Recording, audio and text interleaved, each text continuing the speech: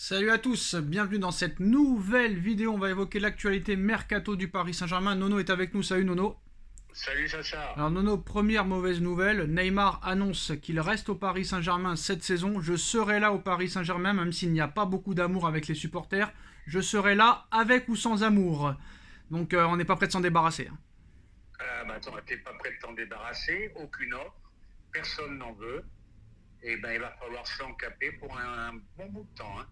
Alors Leandro Paredes n'a pas été pris pour le stage de préparation. Demain, premier match amical face au Havre à 17h avant la tournée au Japon.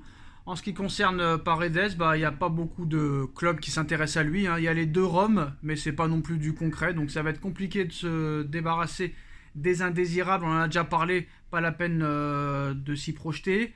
On va parler des nouvelles de Barcola, l'Olympique Lyonnais. Le PSG va passer à la vitesse supérieure pour Bradley Barcola. Le plus dur sera de convaincre l'Olympique Lyonnais. Il y a Manchester City et le Barça qui sont aussi intéressés. Donc quand des clubs comme ça sont intéressés, peut-être que ça vaut le coup très clairement de s'y concentrer. L'Olympique Lyonnais demande 40 millions d'euros pour laisser partir ce joueur.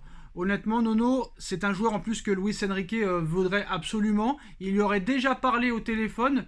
Il faut-il que Paris mette le paquet sur ce joueur? Alors Bradley Barcola, il valide le projet du Paris Saint-Germain, il se sent prêt à rejoindre un club aux ambitions européennes, il veut jouer la Ligue des Champions, mais l'Olympique Lyonnais l'évalue à 40 millions d'euros. Donc pour l'OL, une vente est inconcevable pour l'instant, mais à cause de la DNCG, Lyon pourrait éventuellement revoir sa position. Est-ce qu'il faut aller sur ce joueur que beaucoup de clubs européens veulent? Bon ben écoute Sacha, moi je serais un peu déçu. On passerait de Kane, Osimhen et je sais plus qui, on passerait au Lyonnais. Donc voilà, je serais un peu déçu. Bon ben c'est un espoir. Voilà quoi, mais je serais un peu déçu, je te cache pas. Oui, mais vous avez dit que vous vouliez plus de stars. Donc c'est peut-être ce qu'ils sont en train Oui, mais de... on veut plus de stars, on veut plus de stars. On a essayé avec Ekitike, t'as vu ce que ça a donné. Moi, le peu que je connais, ce Lyonnais, le peu que je connais, bah écoute, je l'ai même vu avec l'équipe de France Espoir. Mais Nono Ekitike, il n'a pas joué. D'accord, il n'a Bon, pas bah été bon. écoute, Il n'a pas été bon, d'accord, je suis d'accord avec toi. Mais c'est pas non plus comme s'il était titulaire indiscutable au Paris Saint-Germain. bon là-dessus, on est d'accord, mais je serais déçu, je serais déçu. Ça sera encore Bon. un deuxième, troisième choix. Le mercato prend une très très mauvaise allure. Alors surtout, on va parler aussi au sujet de Monsieur Ugarte, qui a été acheté 60 millions d'euros, alors qu'il y a un agent la semaine dernière qui nous dit que ça valait pas du tout 60 millions d'euros, que ça valait au maximum 20 millions. Hier, ton grand ami Grégory Schneider a dit que c'était plus un joueur pour Lille ou pour Rennes que pour le Paris Saint-Germain, qu'il allait échouer au Paris Saint-Germain, que c'est un boucher qui va prendre 3 cartons rouges par match. Pourquoi ils enterrent tous Ugarte avant même qu'on l'ait vu jouer? Pourquoi et qu'est-ce qui se passe avec ce joueur? Ah bah Schneider, c'est un pitre, c'est un guignolo, il comprend rien, il connaît rien. Voilà, bah t'as qu'à le voir à l'équipe du soir. C'est vraiment, je vois pas où aller son expertise à lui. Moi, le seul sur qui je vais prendre conseil, c'est Ugarte, c'est Bielsa. Bielsa l'apprécie beaucoup, titulaire en équipe d'Uruguay. Bon, ben moi je pense qu'on le descend sans l'avoir vu jouer. Bah, c'est une Et bonne je nouvelle, pense que parce que Schneider, je sais même pas s'il a vu un match d'Ugarte dans sa vie, et en plus de ça, il avait dit pareil sur Draxler, et Draxler avait fait une masterclass pendant 6 mois après, donc peut-être que ce sera la même chose. oui, oui, Schneider, faut pas l'écouter, c'est un guignolo. Voilà. Et je te dis, Ugarte, très très apprécié par Belsa. C'est un joueur qui va nous faire beaucoup de bien au milieu. Et je comprends pas déjà ce bashing sur lui. Je comprends pas. Alors Nono, l'avenir de Kylian Mbappé est toujours au centre des préoccupations du PSG. Son cas est un enjeu majeur pour le Paris Saint-Germain. Depuis plus d'un mois maintenant, Mbappé et le PSG ont démarré une partie d'échecs. Le Français a été le premier à dégainer avec une lettre envoyée à sa direction le 12 juin. Dans celle-ci, il explique ne pas vouloir lever son option pour prolonger son contrat au-delà de juin 2024. Un coup terrible pour le Paris Saint-Germain qui en a fait sa pièce maîtresse il y a un an en lui offrant un nouveau contrat XXXL. Mais le nouveau roi du club a visiblement d'autres plans. Touché, le club de la capitale ne compte pas se laisser faire et a mis en place une stratégie simple, à savoir une prolongation ou un départ cet été. Malgré cela, le clan Mbappé reste solide sur ses appuis. De retour depuis lundi au centre d'entraînement, le capitaine des Bleus est ferme puisqu'il compte aller au bout de son idée, soit rester au Paris Saint-Germain cette saison sans prolonger. très clairement. Mais Nasser Al-Khelaifi ne l'entend pas de cette oreille. Il a d'ailleurs rappelé à Mbappé, comme aux autres joueurs, que le club est plus important que tout le monde. Le bras de fer se poursuit. Donc, entre le Paris Saint-Germain et Mbappé. Ce jeudi, de nouvelles révélations ont été faites sur le sujet. Le PSG va tenter une offre de la dernière chance. The Athletic et AS expliquent que divers investisseurs ont mis en garde les dirigeants du Paris Saint-Germain au sujet d'un départ libre de Mbappé. Cela aurait des conséquences terribles, notamment sur le prochain bilan comptable. Le contrat qu'il a signé l'an dernier avec un salaire XXL de 70 millions d'euros bruts par an et une prime de 100 millions d'euros ainsi qu'une prime de fidélité de 70 millions d'euros et de 80 millions d'euros cet été pèse lourdement sur les finances du club. Cela ne serait pas en partie compensé si jamais il partait librement, d'autant que selon le média anglais, le PSG, à l'heure où on parle, a un trou de 175 millions d'euros dans ses caisses. Une vente de Mbappé permettrait de combler ses pertes. Et du côté de Defensa Central, le son de cloche est différent. Le média espagnol révèle une information pour le moins étonnante. Ainsi, on apprend que le Paris Saint-Germain veut faire une ultime offre pour convaincre l'attaquant de 24 ans de prolonger son contrat. Alors, Defensa Central parle d'un méga contrat offert par le Qatar. L'émir aurait d'ailleurs donné son feu vert. Mbappé deviendrait l'un des sportifs les mieux payés de tous les temps, puisque l'offre globale, Nono, a augmenté depuis hier et l'information que tu avais donnée et qu'on avait vue. L'offre globale atteindrait la somme de 1 milliard d'euros. Le PSG lui offrirait un contrat pratiquement à vie de 11 ans, Nono, de 11 ans. Une proposition de la dernière chance de la part du Paris Saint-Germain. C'est-à-dire un contrat à vie, Nono. Un contrat à vie de 10 ou 11 ans à 1 milliard d'euros sur 10 ans. Qu'est-ce que tu penses de cette information qui est quand même de 3 médias différents? The Athletic... Attends. The Athletic, AS et Defensa Central. Paris qui offre un contrat à vie à Mbappé. Est-ce vraiment de l'inconscience pure? Eh ben, sur ce que tu viens de dire, sur 11 ans, bon, bah, ça fait 100 millions par an. Donc, on l'augmente de 30 millions par an. Voilà. Bon, bah, ils n'ont pas assez appris. Je pense pas qu'il signera ce contrat. Voilà. Bah, je pense que le PSG est pieds et poings liés. Ils payent leurs erreurs. Je pense que Mbappé peut leur faire très mal. Je pense que Mbappé va partir libre, malgré ce que disent les Espagnols, qui le voient, eux, dès cet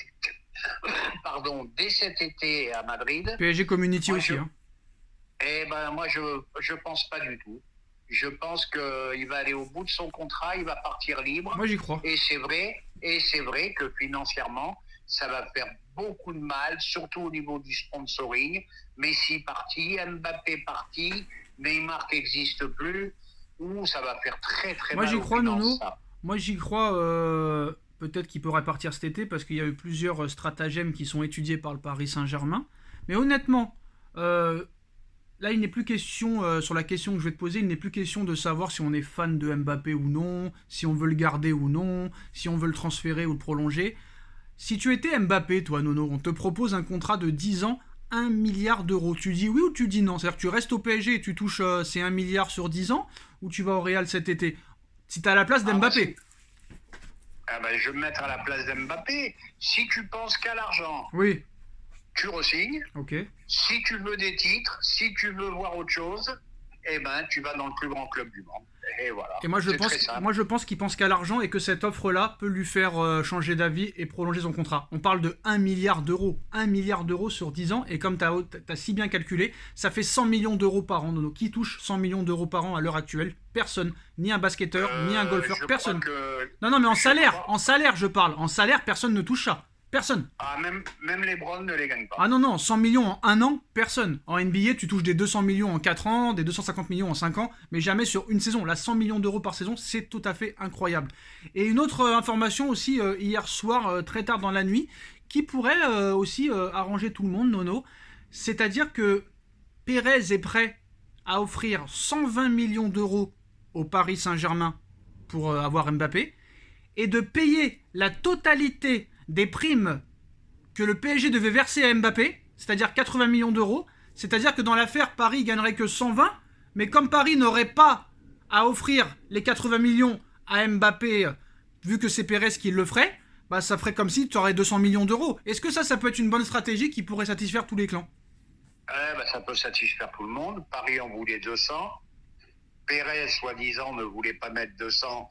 Donc il met 120, on oublie les prix. Ouais, mais Nono, désolé, je te coupe. Quoi qu'il arrive pour Pérez, qu'il l'achète cet été ou l'année prochaine, ça lui coûtera 120 millions d'euros parce que la prime à la signature, c'est ce qu'il demande le clan Mbappé. Donc que tu l'achètes 200 millions cet été ou 120 millions l'année prochaine en prime à la signature, plus les salaires et les primes, pour Pérez, à l'arrivée, ce sera pas un transfert gratuit, hein, quoi qu'il en soit. Oui, quoi qu'il arrive. De toute façon, même s'il il arrive libre au Real, je crois que c'est une prime à la signature de 150 boules quand même. Hein. Ouais, 120, Donc, ouais. On parle de 120 120 millions. boules. Donc ça fait beaucoup. Mais Pérez est un très très grand président. Il patiente, il joue avec le temps, il a raison d'ailleurs. Voilà. Et puis voilà. Ouais, mais Nono, moi l'argument final, c'est que j'ai du mal à croire quand même qu'un mec comme Pérez va laisser le Real Madrid sans remplaçant à Karim Benzema, dernier ballon d'or en date. Moi j'ai non. Et vu que Kane, Osimhen, Haaland, Kolo Muani ne viendront pas au Real, il y a de grandes chances quand même qu'Mbappé débarque là-bas. Je suis désolé, à moins qu'il accepte la proposition de 100 millions d'euros par an. S'il décide de ne pas prolonger, il ira au Real, c'est sûr et certain cet été que Pérez ne va pas attendre un an, parce qu'ils savent que Pérez, il sait très bien que les Qataris, en un an, ils peuvent lui retourner le cerveau à Mbappé et le faire prolonger à l'arrivée. Donc Pérez, je pense pas qu'il va se faire avoir 2 fois d'affilée. Hein. Ah bah tu peux gagner sans Mbappé la Ligue des Champions, Sacha. Non mais c'est pas ma question. Tu penses vraiment qu'il va rester une année sans remplacer Benzema, sans remplaçant à Benzema, dernier ballon d'or en date? Moi je dis que c'est possible. Et moi je dis que c'est pas possible. Donc il va jouer avec Rossellou? Il va jouer avec Rossellou, le gars? Toute l'année? Non, t'as oublié Rodrigo, Rodrigo il joue à droite. Vinicius à gauche. C'est qui le numéro 9? Eh ben ils joueront sans 9, comme faisait Guardiola. Ouais, mais qui c'est qui va jouer en 9? Eh ben je sais pas. Bah voilà. Là tu me poses une colle. Mais y a pas de colle, Ils vont lui trouver un remplaçant et le remplaçant ce sera sûrement Mbappé. Moi c'est mon avis en tout cas. C'est obligé. Ah ben c'est possible, attention, je te dis pas non.